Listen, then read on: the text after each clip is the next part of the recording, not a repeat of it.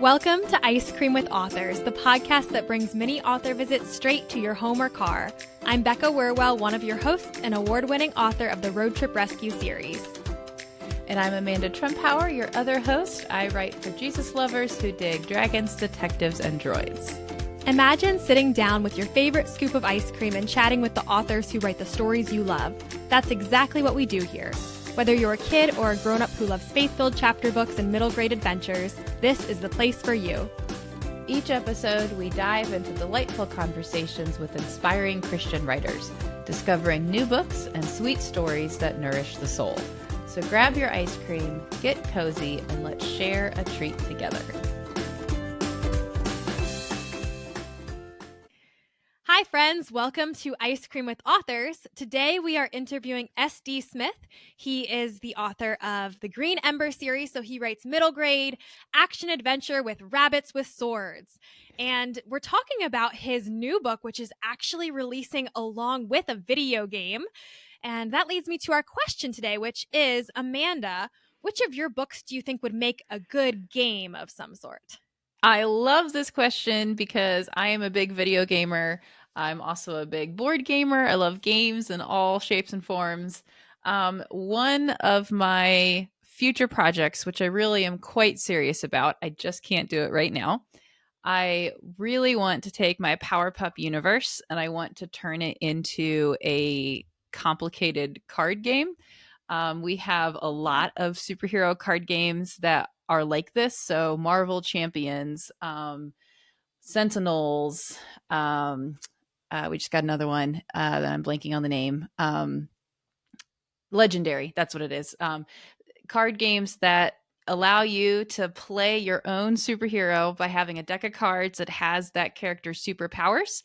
And then you're working together with your friends. It's not a competitive game. You're working together with friends who are also playing superheroes, and you're trying to defeat some form of villain or villain deck. And they have superpowers, which are played with the cards in their hands. So I would really love to do this with Power Pup. I think it'd be so much fun. You could have the different characters that show up in the books, and they could have their superpowers represented in card form, and you could play in different settings throughout the CCU. I'm really, really excited about this idea. I have a lot of experience playing these types of games. I would need to collaborate with someone who can help me make them. So it is within like my 10-year goal list. That sounds really fun, and I love the collaborative style of games because I'm extremely competitive, and so sometimes it's better to have a collaborative game. There's less conflict, perhaps. I have not put as much thought into this as you have, though I do love board games.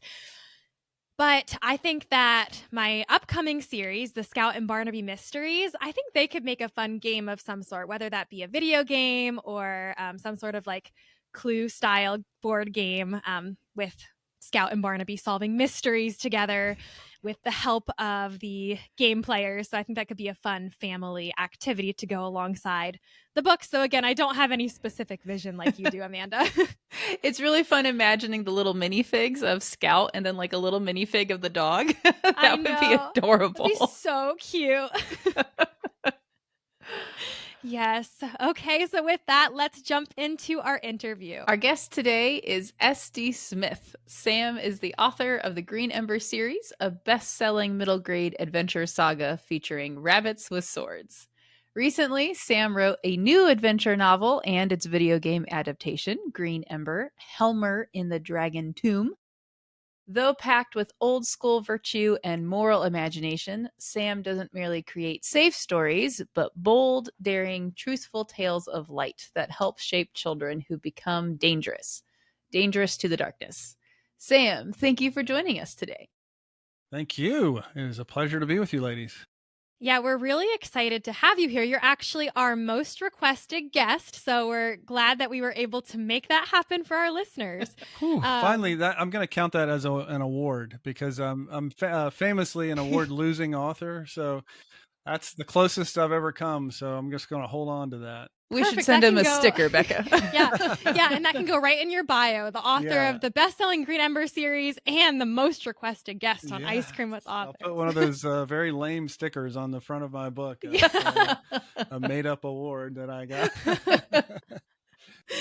So, Sam, since this is Ice Cream with Authors, what is your favorite ice cream flavor? Oh my goodness, this is going to be devastating to the ice cream audience out there, but I've got a confession to make.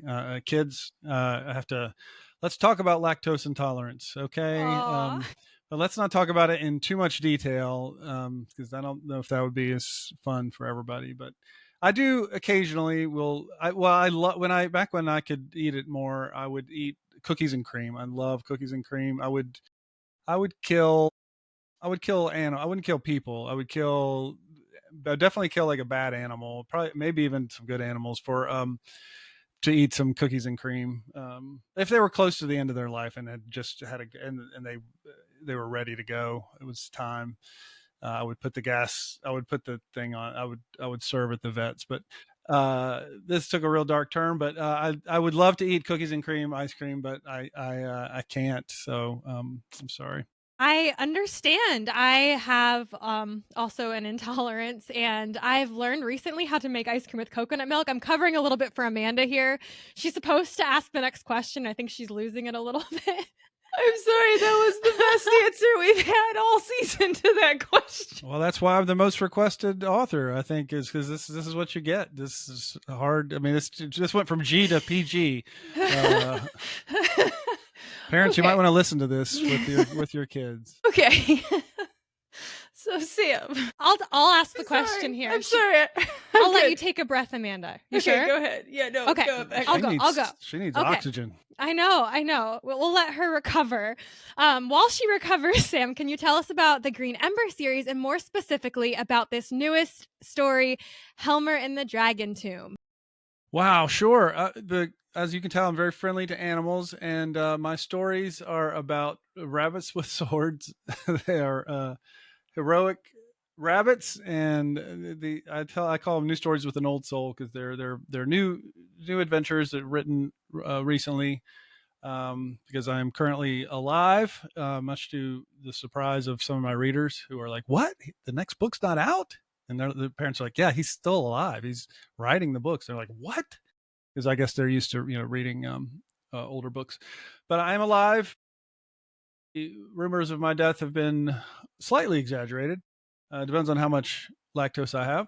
Yeah, the Green Ember books they actually are. I mean, I am a silly guy in a lot of ways. There's a lot of humor in them, but they're pretty sincere, actually, pretty like noble, old school virtue, moral imagination, that kind of thing. But it's like for kids, it's bows and arrows, it's fighting, it's secret princes, it's lost rumors and hidden trails and fun adventures and friends and saving and friendship and princes and castles and bad guys. And so it's really fun. The one of the most one of the most favorite characters is Helmer, and he is an older mentor to the young hero Pickett in the main series. And people love him. He's a crusty old veteran. He's kind of he's kind of harsh and I don't know, for some reason people just really love him. He's kind of a surrogate father figure for Pickett. But so people love him a whole lot, and they've begged me for years to write a story about him. So this new story is his origin story. It's back when he was a farmer and had to first learn how to become a fighter. That sounds really cool. Can you tell us how the Green Ember stories begin and how they have grown since you first started working on them? Sure. They began as just stories I told my kids out loud on walks and at bedtime and that sort of thing. Started very, very naturally, very organically at home.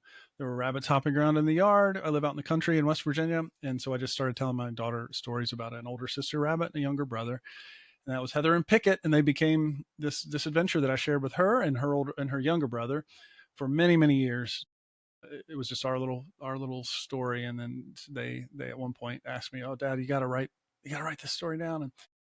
And so I did, and I had very low expectations for that, but it really resonated with a lot of. Found out there were a lot of other families like us that were hungry for this kind of a story, and it just grew and grew. And after a couple of years, I was able to leave my job, and my brother Josiah came and worked with me, and we worked for many years, and now we're it's we've been at it for about 10 years. There's 11. This will be the 12th Green Ember book. This will be my 16th book overall. We have 10 people working for us now. Today, our first ever podcast came out, which would be, I didn't tell you I was going to be co-opting the ice cream here. But if It's you okay, actually we're want to happy to hear, share. it's kind of neat, actually. Zach Franzen, the guy who does the art for us, he's been working for us this year. And he created this podcast. He recorded like a bunch of our meetings and talking about stuff. And so he just put together this sort of narrative behind the scenes. It's pretty nice. He puts it together as like a nice story. And there's 3 episodes of that, and they're available. It's called The Green Ember Goes Forth. And it's just a little bit of background about like kind of where we are right now. I But he's actually one of our. listened. You did listen? Oh, I listened to the first episode because I just saw that. I don't know if it was a newsletter you sent today or how yeah. I found it, but I just found it today and I was like, oh, I should listen because the first episode was, I think, just like 10 minutes, but it was really fun to listen to with all the different like components and the music. It was very exciting. Yeah, thank you. I think he did a good job. It's not like it's not just it's not he put some effort into it. It's like it's crafted, it's a story, and it's narrative. So it is, I think it is kind of good quality, and I'm excited about sharing it.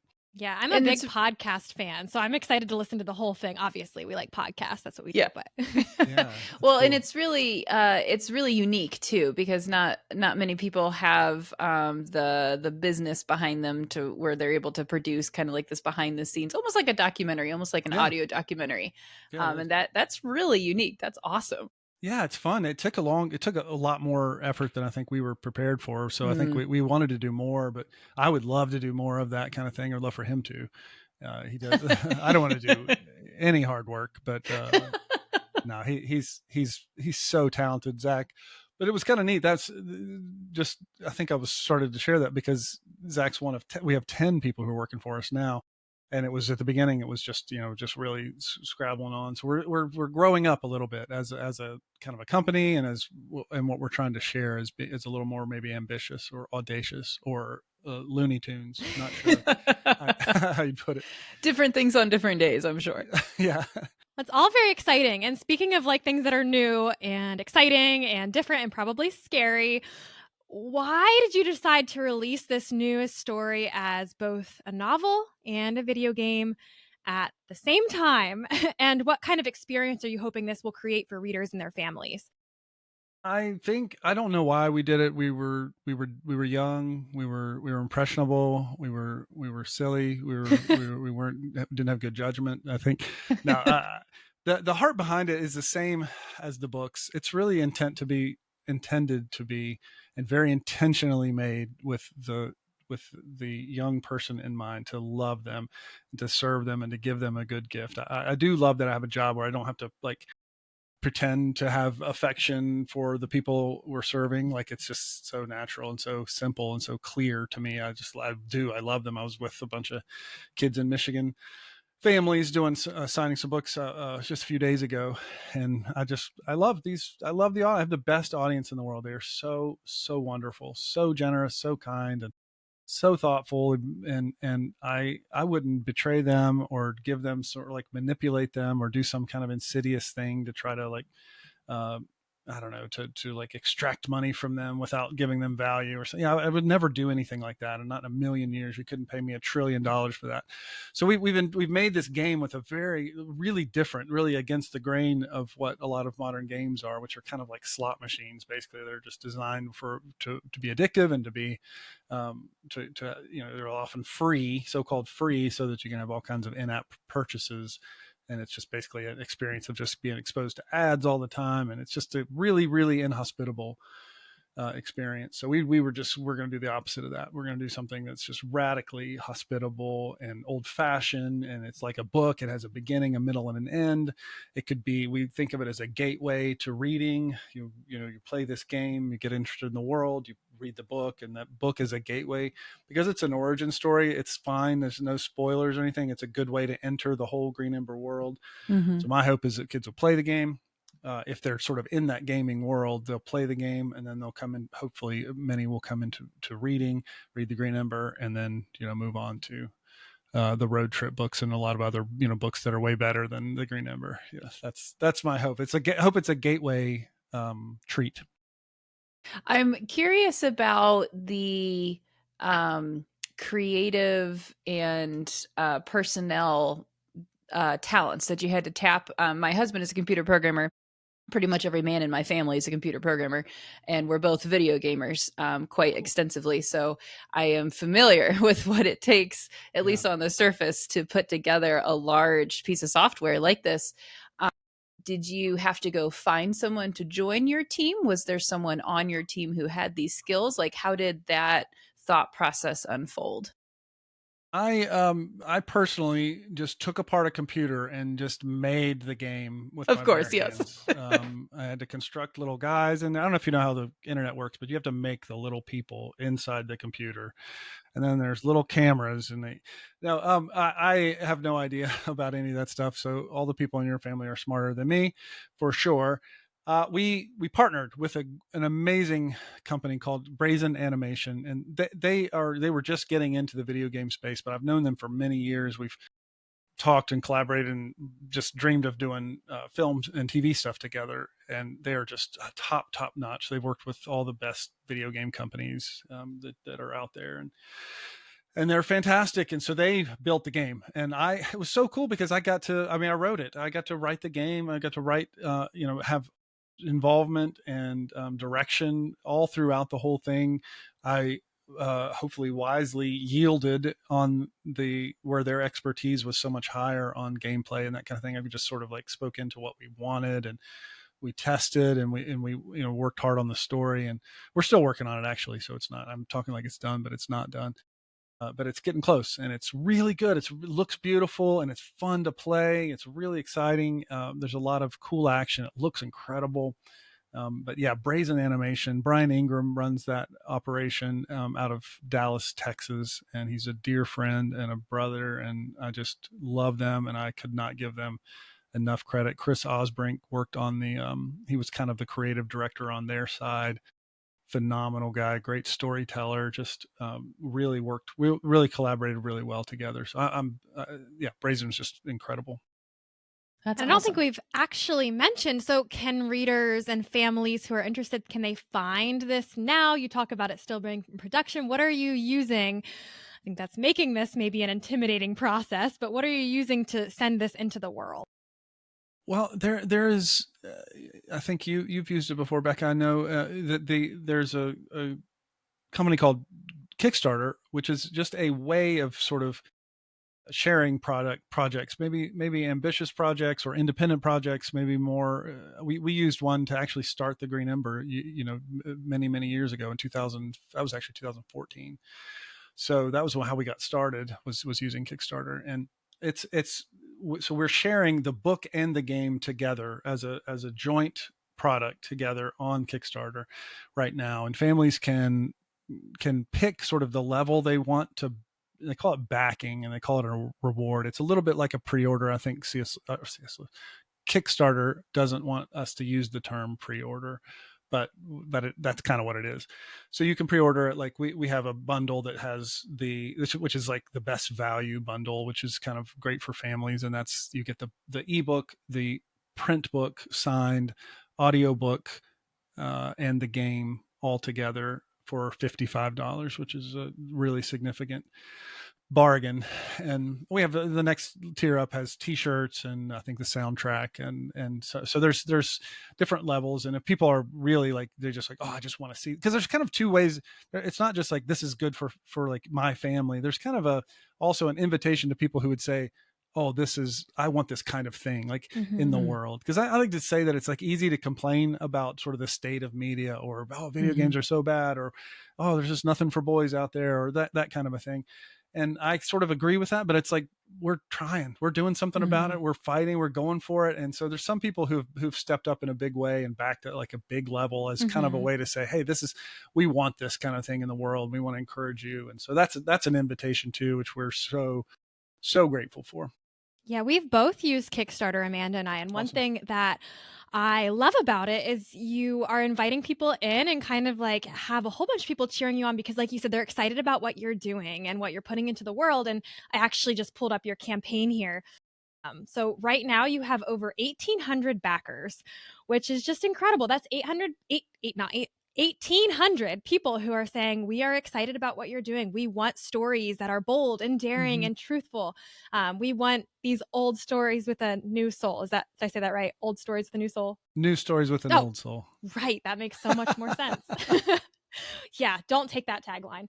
Um, but yeah, it's exciting to see how many people are getting behind this and who are excited about it. And I will say the campaign ends next Thursday. So one more week to join in. Yeah, not to scare you, Sam. One more week to join in. Clock is ticking. Yes. Yeah. That's kind of the fun thing about it too, is it's a public thing that Mhm. might not work. So you get this nice opportunity to fail in public. And it's a little scary. It's pretty neat. You're vulnerable in a way, and you invite other people to sort of, and that's part of the heart behind the podcast that we're doing, is sort of just like letting people in behind the scenes to say, like, what's it actually like to do this kind of thing, and how vulnerable do you feel, and that sort of thing. It's fun. Yeah. So now that we've talked about all the amazing things that have happened so far in the Green Ember world, can you share anything about what's next? Will there be more Helmer stories after this one? Possibly more animation or video games? Yes, I hope so. I always write these books with a lot of, like, I call it like sort of side doors or back doors open. Like, I want to have the doors open around to sort of hint at other stories and histories and that sort of thing. And so there, yeah, I've got a lot of Green Ember books in my mind and sort of not plotted out, but just basics. So I'm ready to tell more Green Ember stories, and certainly I hope to tell more Helmer stories. That it's set up as a series. It wouldn't have to, but I think this isn't like, I don't think this one ends really in a cliffhanger necessarily, but there's more adventure out there. I'm in the middle of a trilogy, or at least a series. I think it was a trilogy right now called The Lost Tales, which just that was the last Green Ember book that came out, and the first book in that series. So I'm going to do another, hopefully, trilogy there and finish those two books, I hope, in the next, I don't know how long. I won't say a time frame, or my publisher will be very angry at me. And I'm in his office right now, so He can hear you. he could get me. And he's my brother-in-law, so yeah, just mess up the whole family reunion here. Yeah, definitely would not want to do that. Okay, so with all of that said, we're going to pause here to play an audio clip. We're actually going to listen to the prologue of the Green Ember, which is the very first book in the Green Ember series, so you can get kind of an introduction to this world. Prologue. 2 soaked and battered rabbits washed up on the shore of Amon Lake. Gasping, Fleck crawled onto the stony beach, rolled over, and tried to clear his mind. Galt was already standing. "We have to go, Fleck," he said, eyes darting from the lake to the tree line. "I'm no traitor," Fleck managed to say through ragged breaths. "Traitor?" Galt cried.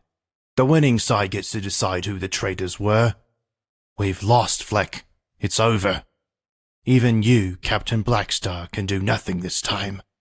We have no chance." We have no chance? "He has no chance," Galt said, head down, edging toward the forest. Fleck stood slowly, staggering. The usually gray fur of his arm was blotched with dark scarlet. One eye was swollen shut. "He can be saved," Fleck said, reaching for his sword. His hand closed on air. His scabbard was empty. "Nothing," Galt said.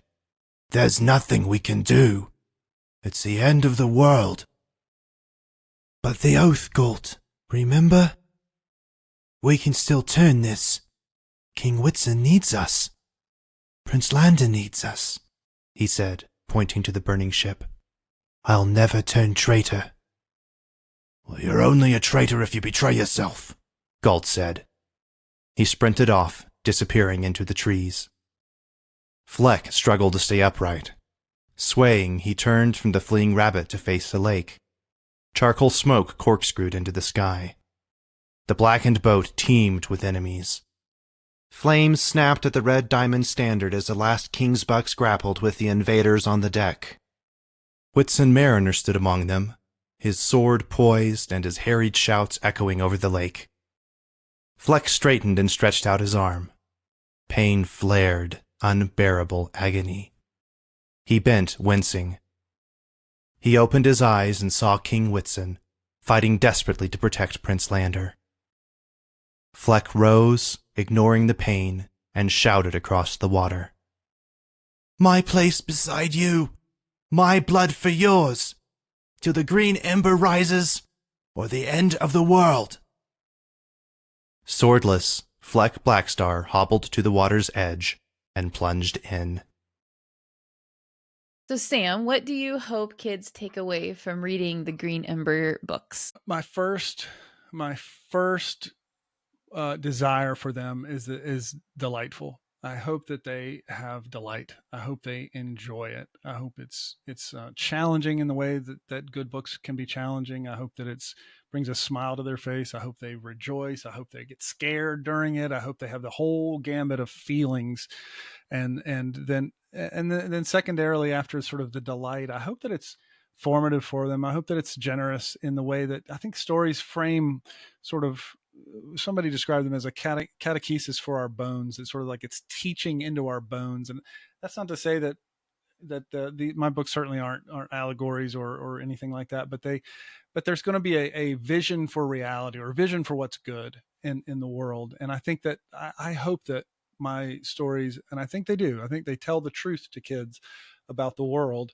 I think they're honest in both some ways that are can be challenging, and then I hope overall that it's a generous thing for kids. I hope they feel. I think the experience I've had so far is that parents and kids both enjoy these books a lot, and the parents love that their kids are having this encounter with reality, this deeper sort of epic adventure that aligns with their deepest longings and sort of the biggest truths about the universe. And I think that happens in the stories, and it leads to these very, it's sort of big in a grand scope, I think, of like big, deep longings, but very practical for parents and kids to be able to talk about like very, very simple things like loyalty or betrayal, or what's it mean to be brave when the chips are down, and that sort of a thing. So I love that it feels like it's, and I'll just say that for my part, like the way that the book has been useful or meaningful to families has far outstripped what I had in mind. It was a very honest, like, I just want to tell my kids a good story. And the way that it's, lots and lots of people who struggle with dyslexia, this is the first book that they read, and they go on to be readers. And lots of boys who are reluctant readers, particularly boys, have started on their journey through this, and lots of read alouds. Families come together to read them aloud. I never planned any of that. I didn't have any kind of sense of that. I was just trying to do the best I could. But I feel like the Lord has used the books in ways that I couldn't have anticipated, and I am grateful for that, because I wasn't clever enough to like figure all that out. But He's given really, really good gifts that have exceeded my imagination or expectation. I think that's one of the richest blessings we can have as authors, when we show up and we try to do our best, but we're just we have this little vision, and then Yes. for whatever reason, sometimes God chooses to use it in a much bigger way. And it's not because of us, but we had the honor of being a part of that, and our story had the honor of being a part of that. And that is really special. It is. I love the I think it might be maybe a Scandinavian proverb, but that God draws straight lines with crooked sticks. And I repeat that a lot because it just feels so true of my life. I just feel like, wow, he's doing something cool with some very imperfect servant. The one that's lactose intolerant on top of it all. That's one of the many imperfections. Yeah, way to bring the conversation full circle, Amanda. Thank you. Yeah, well, on that note, Sam, where can parents go to find you, to find your books? I know they can maybe even download the Green Ember, that first book in the series, the audiobook, for free. Where can they find you?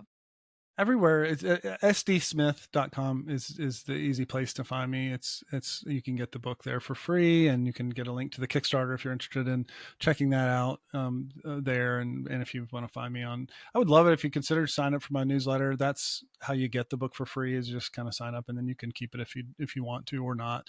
But I try not to be a big spammer. I try to just share good things. That's definitely our heart, is to serve hard and sell easy. That our goal is to give gifts and be hospitable and be allies to parents who are fighting for their kids' imaginations. Like that's definitely my heart. So if that interests you and and our stuff will serve your family, then I'd love to be your friend. Great. Well, thank you so much for joining us today, Sam. This has been really fun.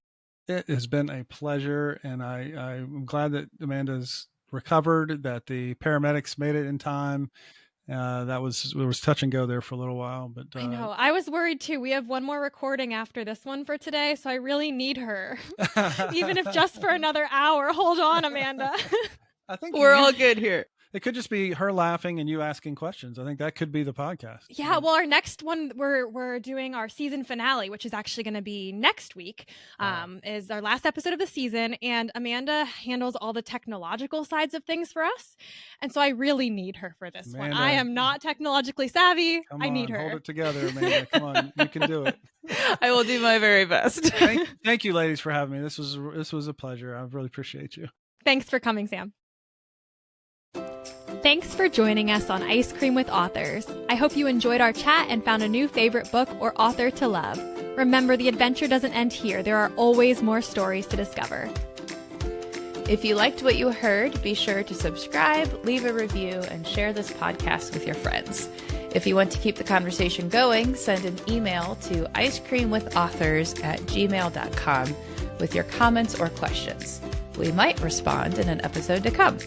Until next time, keep reading and sharing the stories you love.